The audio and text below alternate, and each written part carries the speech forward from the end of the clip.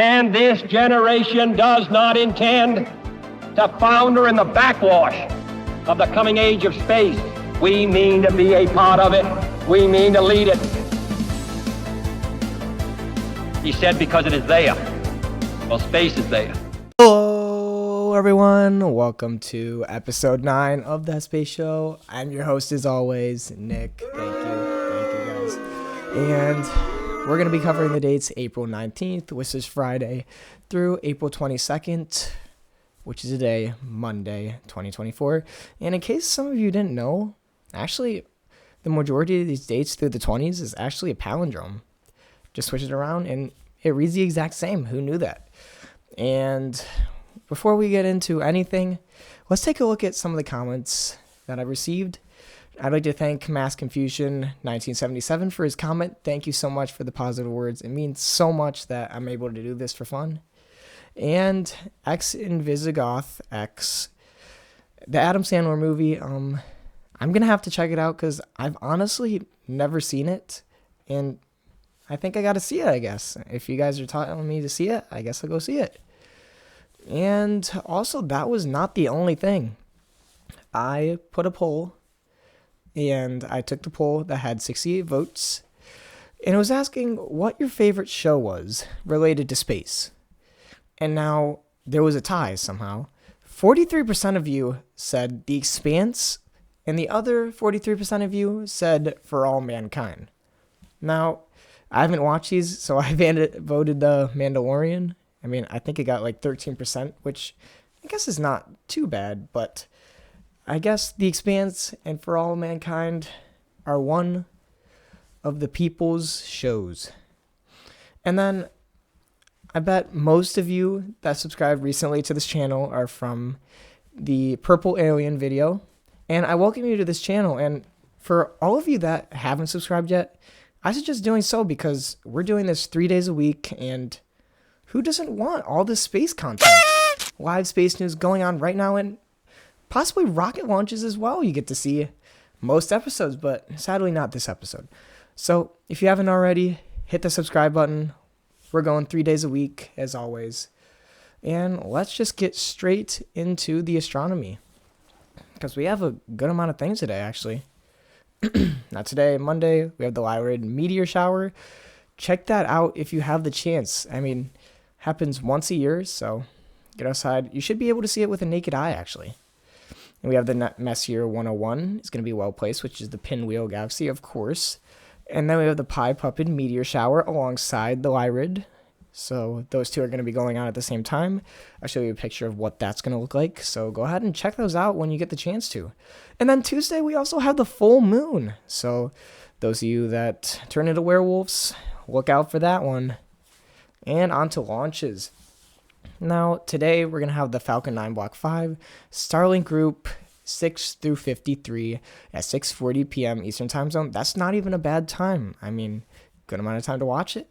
And Tuesday we're going to have the Electron Curie, which is beginning of the Swarm, 6 p.m. Eastern Time Zone. Now, those are actually pretty good time. I mean, 6 p.m. is when most people get off work and everything. I mean, nice time to sit down and watch a nice rocket launch. I mean, it's our future, right? And we're going to get right into this next section. I mean, I was struggling to find some news articles this week because it seemed pretty bland. I mean, maybe people were doing stuff on 420 for some things, but I don't know. So without further ado, let's get straight into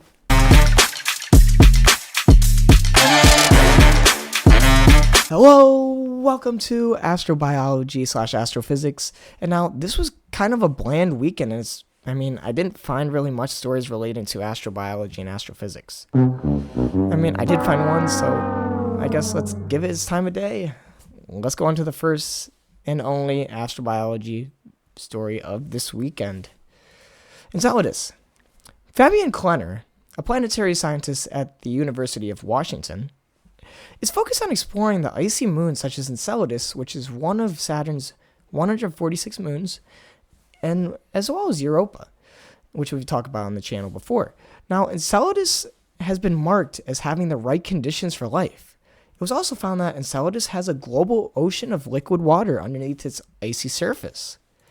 It also had geysers that shoot water vapor and ice grains from this ocean into space. Kleiner and his team also found phosphate, which is important for life, in those ice grains from the ocean in 2023. Now, phosphate is essential for DNA, cell membranes, and bones on Earth. This finding may suggest that Enceladus might support life, possibly originating from the hydrothermal vents on its rocky core. Similar to the theory of life origin on Earth. To detect it, Kleiner conducted simulations using instruments that they have put on these spacecrafts going to these planets, and found that their analyzers could end up detecting cellular materials in these simulations of Enceladus, including amino acids and fatty acids. This could lead to much more. And those hydrothermal vents that I've talked about could be harboring with bacteria, because as a lot of people know, there is a lot of bacteria that loves having very hot conditions, which these meet it without overly killing them and overheating them. So I hope you enjoyed that only story. Let's get on to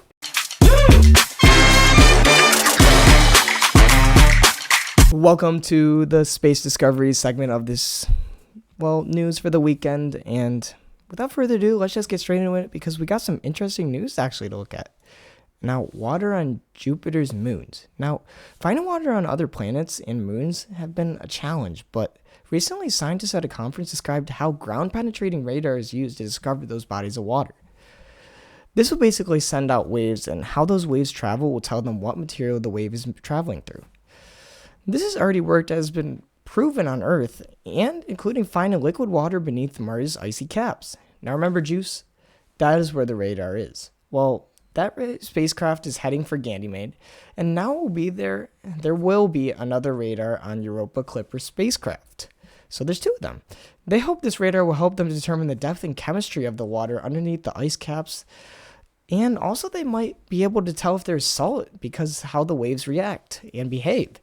This could be a breakthrough in understanding how water actually works in our solar system. Now, who remembers cosmic rays, as described previously on the channel?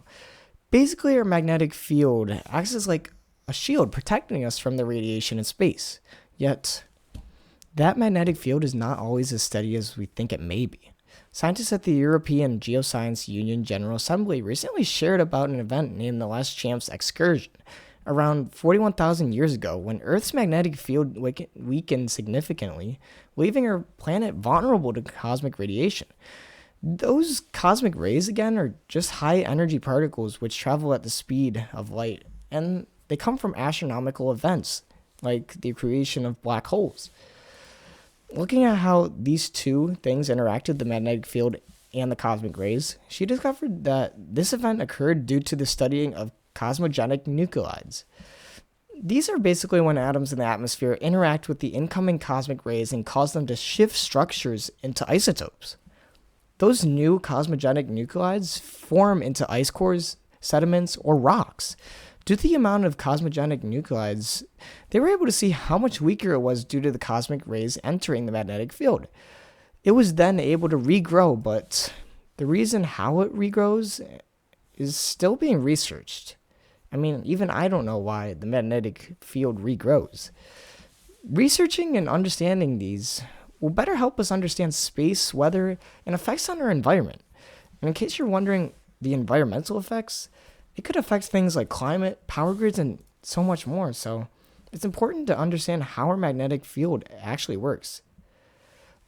And EO. A team of scientists from various institutions, including the California Institute of Technology and NASA, has discovered the evidence suggesting that Jupiter's moon has been experiencing volcanic activity since the early days of our solar system. Most research done on this moon has stated that it is the most volcanically active in the solar system, but the time frame for that was unknown. Now, the volcanic activity is influenced primarily by Jupiter's moons Ganymede and Europa. These forces create underground pressure and cause this moon to erupt frequently. This constant flow makes it hard to study, but by using the Atacama Large Millimeter Submillimeter Array on the molecules, which contain chlorine and stable sulfur isotopes, they found that the moon's atmosphere contains much higher concentrations of them. But also a lot of the sulfur that it creates is lost to space. The high concentration, even with this loss, suggests that it is about 4.5 billion years of this total volcanic activity occurring. This moon has been doing this since the early days of the universe. Well, our solar system, of course. And let's head on to the next. Space tech. And now we actually have our story of the day coming into space tech, so let's get straight into it without further ado. And now, the Space Force. SpaceX will be developing hundreds of spy satellites as a part of its $1.8 billion contract. These are said to monitor military activities on the ground, but why? This will come as there is concern about China's rapid advancement in space tech, such as orbit intelligence, surveillance, and reconnaissance satellite capabilities. General Stephen Whiting states, and with these systems, they build a kill web over the Pacific Ocean to find, fix, track, and yes, target United States and allied military capabilities. The U.S. Marine Corps defines a kill web, as you heard in that quote, as a dynamic network that seamlessly integrates intelligence and warfare capabilities across various domains such as land, sea, air, space, and cyberspace. Many are stating that there could be missions of China trying to claim parts of the moon, but when there's politics involved with all this, there's a lot of muddy area in this big debate of possibly the the space race part 2. And now, guess what? China has actually gone back by calling out the U.S. for militarizing space. China has been working very hard to replicate Elon's Starlink satellites. Not only that, but of course, there might be a race to building moon bases very soon. This may just be the start, of course, of the space race part 2, Elon Musk versus China. Very interesting. I mean, we're going to have to see how this develops, but this is going to be very interesting, especially with, already all the junk up there. We're adding more? Okay. And while we're actually talking about that, our next story involves junk. A satellite which was launched by Astroscale has successfully completed the initial phase of its mission to remove space debris. The satellite, named ADRAS-J, launched on the Rocket Lab Electron rocket in February and is now approaching a Japanese H-2A rocket upper stage. This mission is part of the effort to address how much space debris there is and how it poses a threat to satellites and spacecrafts in space. Hopefully this mission will continue to develop ways to remove this junk and make space that much safer. And that's one less trash in the space. So very good. I'm hoping we see more of it and more of that as we learn from that mission from Astroscale. Good job, Astroscale. And cosmological tension for our last story. In the 2000s, we were making great leaps in understanding how the universe works, thanks to discoveries like dark matter and dark energy, along with, of course, Einstein's theory of general relativity. But then we ran into cosmological tension. This tension or disagreement lies in the universe's expansion rate, in which the methods are watching nearby stars and galaxies move away from us, and the other is looking at ancient radiation from the early universe. So basically, when the Big Bang occurred, everything was so hot that the atoms couldn't form, so that when the atoms cooled and formed, they captured these electrons, making the universe neutral.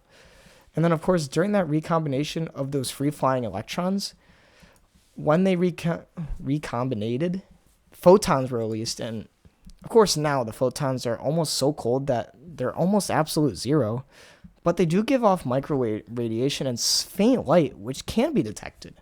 While these methods worked well, as we got more precise with their numbers, there seemed to be some deviation from this. This disagreement challenges our current best theory, named lambda CDM, which includes dark matter and dark energy. The lambda part represents dark energy, which causes our universe to expand as it pushes the galaxies away from each other, acting like anti-gravity. The CDM, which is cold dark matter, holds these structures together. This theory is basically scientists have come up with other ideas to explain the tension, but none of them have nailed why actually the expansion of the universe or the rate which it occurs. Yet, some researchers tested out 11 new ideas using data from things like exploding stars and the ancient universe's radiation. There still seems to be no real answer, as none of them have truly explained it. Hopefully, as we go on, we'll figure out how this ends up working, as this is one of the big debates in, I guess, our space tech segment, or even space as a whole. And with that, let's go on to our final segment of the day.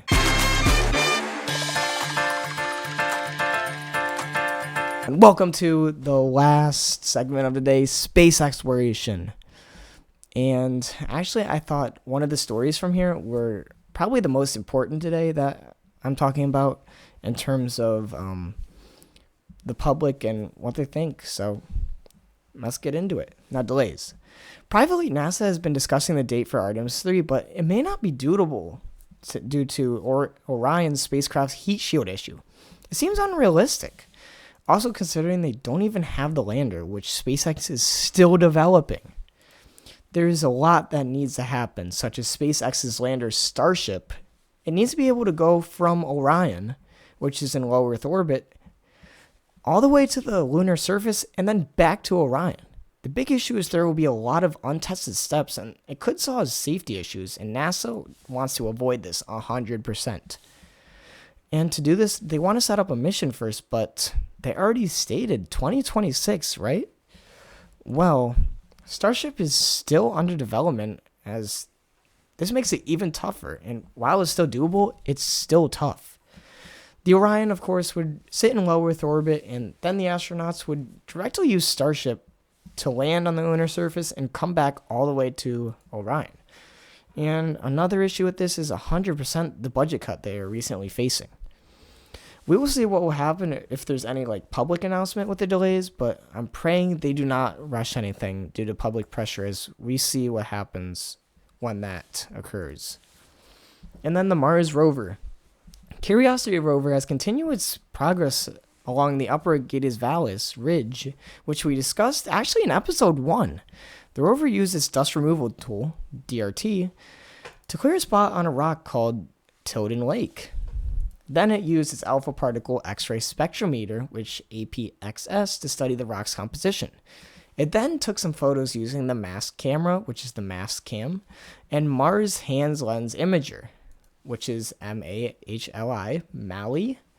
It is now on its 4th day at Giddes Vallis and will continue to explore the region for these deposits, which we talked about in episode 1, of course, and so much more to learn all about this Giddes Vallis.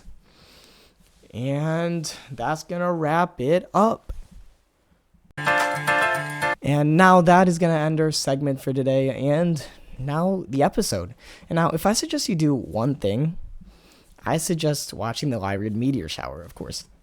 I mean, it's viewable to the naked eye. You don't need to use a telescope or binoculars or whatever you use. I mean, you could use them. I mean, they're pretty fast moving. Unless you're crazy with your skill, then I wouldn't suggest it. Just watch it with your naked eye, and maybe take a video if you end up finding one, and send it in by the email in my channel, what do you want to call it, description. Should be there some way, but I'll put the video actually up if you'd like so. And if you made it this far, leave a comment, say I made it or something.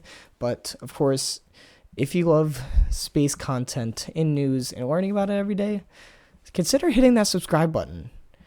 I mean, I upload 3 days a week, Monday, Wednesday, and Friday, and you get all the news you could ever want. I mean, what more can you want from that? And without further ado, thank you to everyone for making this far and watching the video. And without further ado, remember, be bold, be original, be invincible.